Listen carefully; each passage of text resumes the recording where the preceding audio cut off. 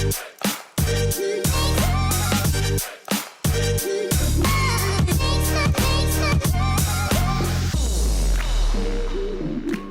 everybody and welcome to this week's Motor Trade Radio podcast, brought to you in association with eBay Motors Group. It is Saturday the 9th of October and you're joined by myself, Philip Northard. And me, Curtis Hutchinson. This is episode 53, season 7 of Motor Trade Radio, bringing you all the chatter that matters. And once again, we've gathered together this week's big car retailing stories across the franchised and independent sectors for you to enjoy all in one place, on demand, on your podcast feed.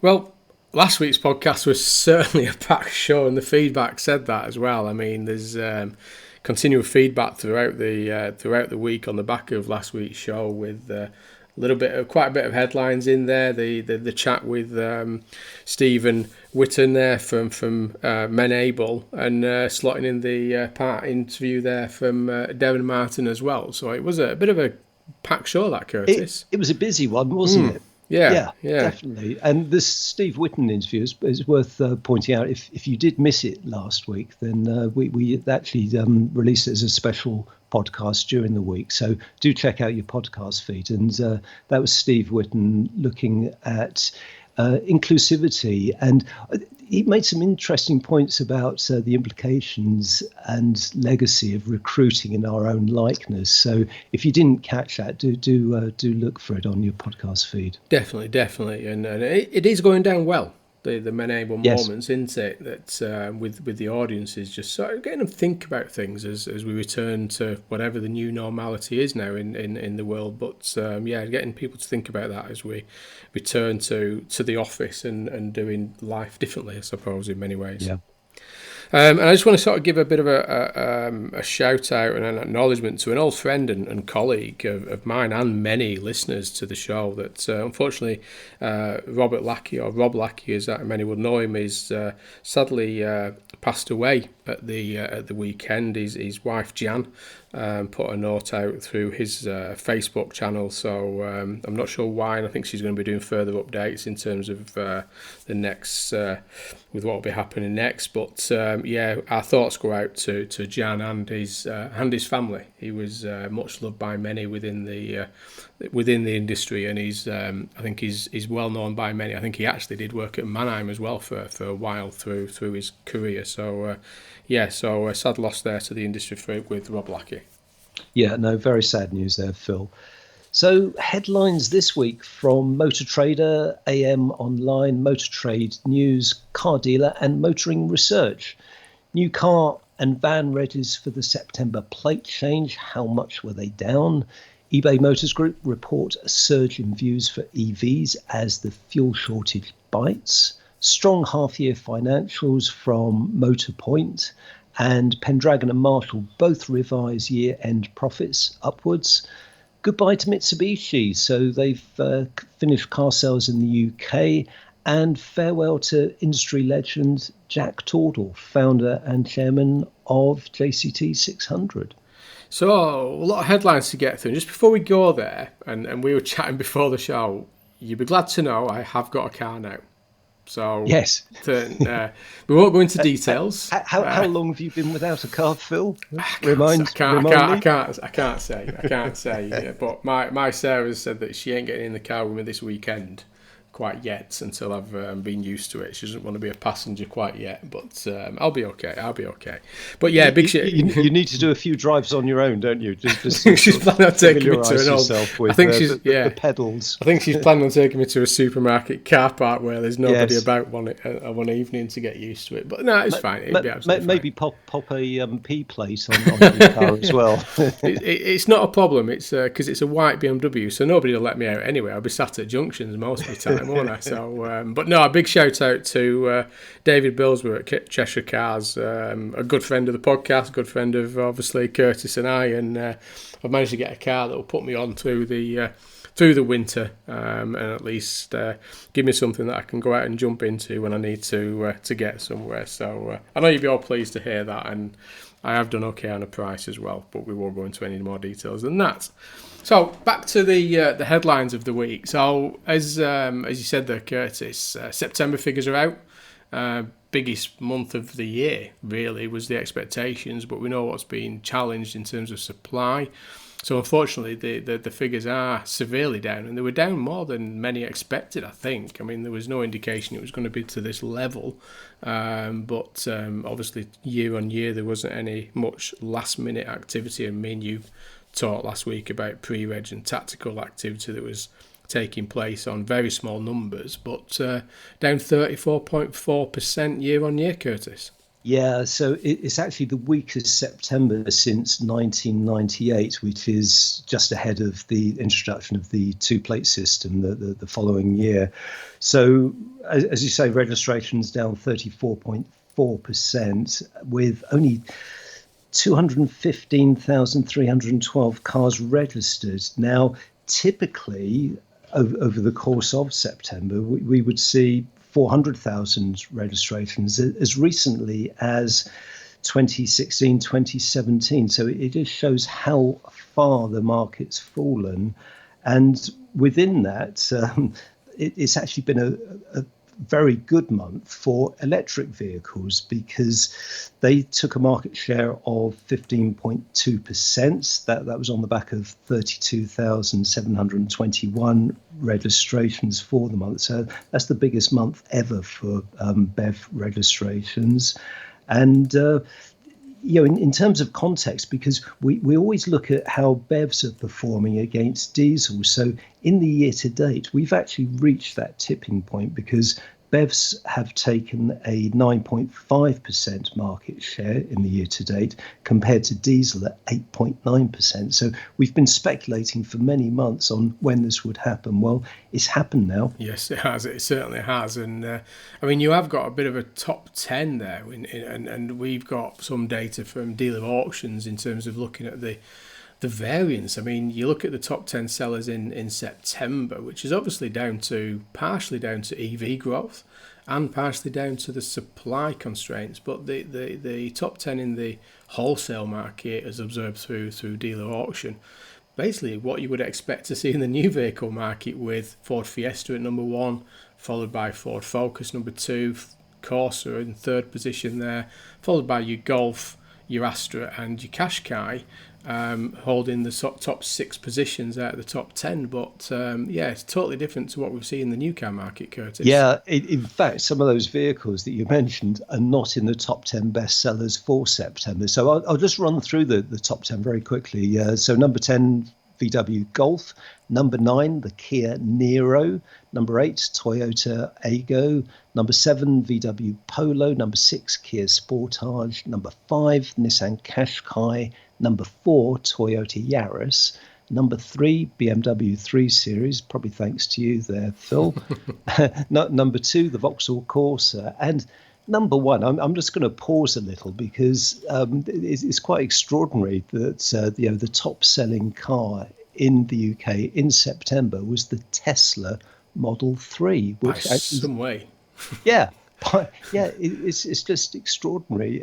So that was on the back of 6,879 units. Now, I've done a bit of number crunching from the SMMT figures, and over the course of September, Tesla actually outsold Volvo, Skoda, Peugeot. I mean, this is just incredible. Mini, Land Rover, Honda, and Citroen. So an extremely successful month and strong month for Tesla there. Fantastic. And if we look at, just to we always give you a view of what's happening around the globe a little bit, and particularly into Europe, just to give a little bit of context to the UK. So we know UK down 34.4% year on year, and down 37.3% to pre-pandemic levels in 2019. Germany was down 25.7% year on year, and down 19.5% compared to 2019. Italy down 32% and 26% in 2019. France 20% in year on year, and 22% compared to 2019. Spain, not as bad, down 15.7% year on year, but down 27% compared to their 2019 figures. But Portugal, you get ready for this one, Curtis. Portugal down 0.7%, but up 78.6% compared to their 2019 performance. But I must add, very low volumes with just over 10,000 registrations there. But yeah, some interesting figures there. So not a great performance across them European markets. No, and just looking at how the sales, September sales actually dipped by market sector. So in the UK, private was down 25%, fleet was down a whopping 43%, and business to those sub 25 fleets was down 43%. So in the year to date, private is actually up 4.9%, fleet is up 7%, and business is up 6%. So sticking with registration results, and Car Dealer this month have published a story on the LCV sales. And no surprise that September LCV sales were the lowest since 2009. But the SMMT have reported that saying that heavy van uptake is still very robust. Yeah, so the market was down 39.5%, and like the new car markets, a lot of this is now down to the shortages of new vehicles caused by the semiconductor problems that we've been reporting on for quite a few months now. So new van uptake remains up 28.4% in the year to date, but it's actually tracking at, well, just shy of 6% on a 5-year pre-pandemic average. And as you pointed out, the strongest part of the new van market is those bigger vans sized between 2.5, 3.5 tons, which were up 39% on 2020's volumes. Yeah, and it is great to see that the LCV and the van sector is getting a little bit more coverage now in the press in terms of, because we always had to sort of search for it previously, didn't we? That what's happening. But again, top 10 is the custom still stays at the top there in first position, followed by the Ford Transit and then the Sprinter. So very much dominated there with Ford at the top position there for the September and for the year to date as well. So Ford Transit Custom and the Transit remain first and second position year to date. So continue to dominate that sector. Yeah, and interestingly, eagle-eared listeners may have noticed that Ford were not actually in the top 10 cars bestsellers for the month. So they were doing better in vans than cars. Yeah. So over to Motor Trader now, and this is some insight from eBay Motors Group, the sponsor of the podcast, and this is searches for EVC boost following the fuel shortage. So this is all about the queues at the pumps as the media started to jump behind the fuel issue of drivers getting their tankers to the petrol stations, but looks like everybody then turned to the internet to search for alternative fuels, particularly EVs, Curtis. Yeah, so they tracked search volumes on motors.co.uk for electric vehicles and found that they jumped 99% from September the 24th, which was the day after that BP announcement that it would temporarily close some of its forecourts due to a shortage of fuel tank drivers, which, as we know, following that, the whole of that sector seemed to grind to a halt because of the panic buying. So yes, searches for EVs leapt. Also hybrids, searches grew by 15% during that same period. And quite interestingly, the boom in online searches for this is all used EVs, peaked from the 24th to the 29th of September, jumping by 115% compared to searches from the beginning of the month. So you can see it really pivoting around the 24th of September. And there's an interesting quote here from Dermot Kelleher, head of marketing and research at eBay Motors Group, saying what we're seeing is used car buyers giving serious consideration to electric and hybrid alternatives after seeing the media coverage of long queues at petrol stations. Yeah, and it is great news, this, because one thing that we've mentioned it a few times on the podcast, and I'm in regular meetings with it, is about this used vehicle market for EVs. And there's always a lot of talk about getting the consumer confidence around buying used EVs, and I think this is a boost with that actually they have been searching. It is a positive story for that EV sector. The consumers have been out looking for the product, so hopefully they saw that actually it's quite easy and that there is product out there, and the information available is positive. Yes, and of course, filling up cars with fuel, it will be a new experience for you, won't it? Especially filling up. There was a lot of smug posts, weren't there, on the social media channels when the fuel shortage came out with us, with an EV parked on their driveway, Yes. and not needing to queue for hours outside a fuel station. So unfortunately, I'm not in that world. It might be some time before I get an EV charger near me, but I'll keep you updated. I did see an amusing post on LinkedIn. I can't remember who posted it, but it was someone speculating that this was all part of the government ploy to get people to switch to EVs, which, judging by the September registrations, maybe it's true. Who knows? Yeah, maybe it just did, yeah. You're listening to All the Chatter That Matters on Motor Trade Radio, brought to you in association with eBay Motors Group. This is your weekly one-stop shop for all the biggest car retailing headlines from across the media, available on demand wherever you are on your podcast feed. So heading over to some more financials.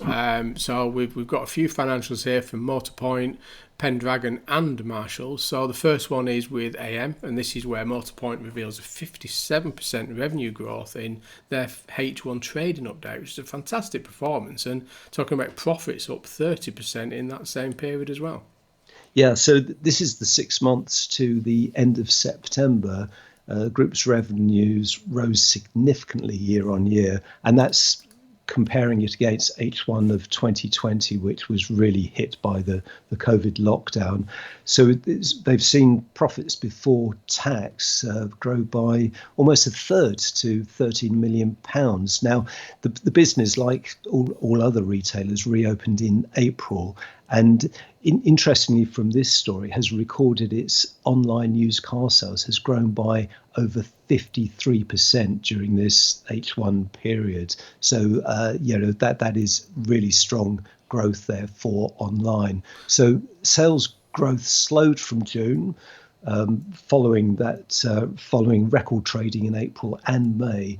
And that's as those reduced supply of vehicles started to impact the business. But as we'll see in the next two stories, Motorpoint have done very well in selling used cars and retaining margin, because that really is the success to a lot of the financials that we're reporting on at the moment. Is retaining that improved margin in used cars. Yeah, and interesting, we spoke about a couple of announcements last week on the podcast where their turnover revenue had actually declined, but the profits increased. But Motorpoint have reported an increase in both, so fantastic result there. And then heading over to Motor Trader, an trading update from Pendragon. So Pendragon have upgraded their full year profit forecast to 70 million. So again, talking about what Bill Berman's doing there over at Pendragon, and we obviously saw some financials from them recently, but they have increased their full year forecast from 55 to 60 million to approximately 70 million. So a significant increase there from Pendragon in their forecast. Yeah, and following on from that and staying with Motor Trader, the headline is Marshall raises profits forecast for full year to £50 million. So similar story, really. So Marshall's has announced that in August it expected that full year profits for the year ending December 2021 would not be less than 40 million. So they've raised that to 50 million. And it's really said that the new vehicle supply constraints caused by this global shortage of chips deteriorated throughout August and the plate change month of September. But like other businesses, they are performing very well in terms of margins on new car sales, as well as what they describe as exceptionally strong new car margins. In fact, as well as that strong performance in used car margins. Yeah, and you can see now where they'll have a good view now with only sort of 3 trading months left of the year, and obviously the fourth quarter being a slightly lower trading period. It will give them at this point a good standing of where they believe they'll finish up for the year. So again, good forecast there, positive forecast from both Pendragon and Marshalls. Yeah, and it is. I guess it's strange to just reflect that dealers are actually doing better at the moment by selling fewer vehicles. So Yeah. that they are retaining that profits much better than in pre-COVID times. Yeah, let's see what happens in the future. There's a big debate on Yeah, I know. what learnings will come from this as we move forward. And then the final day has gone. So heading over to Motoring Research there. So Mitsubishi ends new car sales in the UK. So I think that's it. And it was at the end of September Yeah. that Mitsubishi is now no longer a UK vehicle. It's not available in British motorists, according to the Motoring Research story there.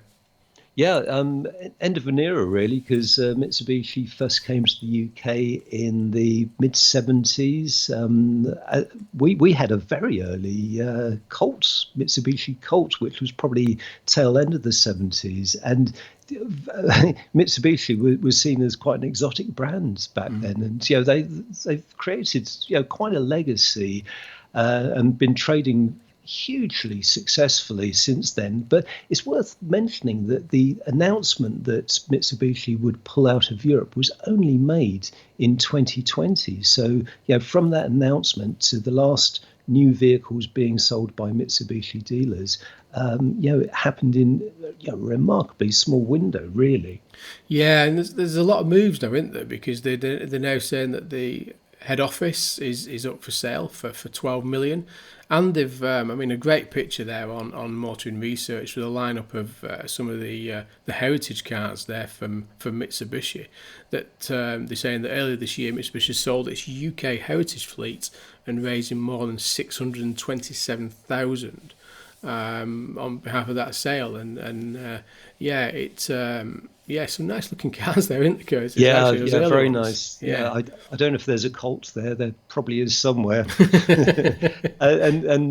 It also worth adding that from now onwards, after sales for Mitsubishi is being handled by International Motors, who also act as the importers for Subaru and Isuzu, with many Mitsubishi dealers switching to after sales and providing that continuity for customers. And also a shout out to Rob Lindley, because we've been chatting on LinkedIn, and Rob is a friend of the show. So he was chief exec of Mitsubishi Motors UK up until trading ended end of last week. So all the best to him, and he's managed that transition brilliantly, and I'm sure we'll see him again soon. Well, yeah, but there's one thing with Mitsubishi; it's never an ending story. We've seen that reversal all the time, isn't it, with Mitsubishi? And all right, it does feel like the end of an era with the head office going and the sell-off of the heritage fleet that they had here in the UK. But you never know. It's you never know what the future holds, do you, for these kind of things that does happen. So fingers crossed, something may emerge. A phoenix may emerge, Curtis? But we'll keep an eye on that one. Never say never, and all that. Exactly. Yeah. So the final story is we're heading over to Motor Trade News, and as Curtis put as mentioned at the start there, this is a sad loss to the automotive industry in its entirety, really.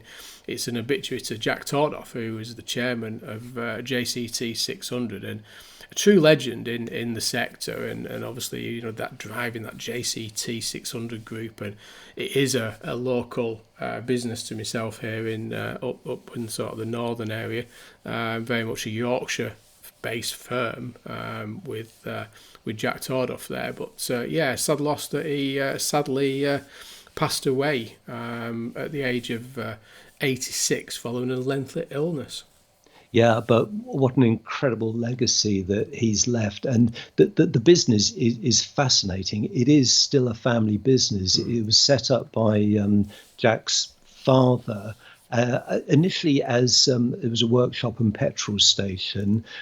Jack Tordoff served his national service in, I think it was the RAF. And when he came out, no, sorry, it was the army. When he came out of the army, he borrowed £1,000 from his mother to buy out the remaining two original partners who were in partnership with his father.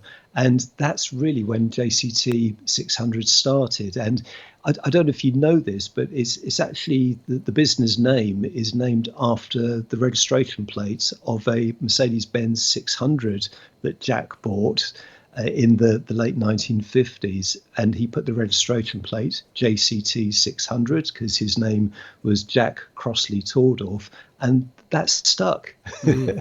He'd obviously written it down, liked the look of the name, and that became the branding. And as you said, it's a huge brand in Yorkshire and outside of Yorkshire. It's such a well-known, well-respected family business. Yeah, in many ways, and they're very much into that, heritage as well. They've got a very big investment in sort of heritage vehicles, and the grandson, actually Sam, I don't know if anybody ever follows it, but he does race for the British Touring Car Championship in a Porsche Carrera Cup. So I mean, they are automotive through and through.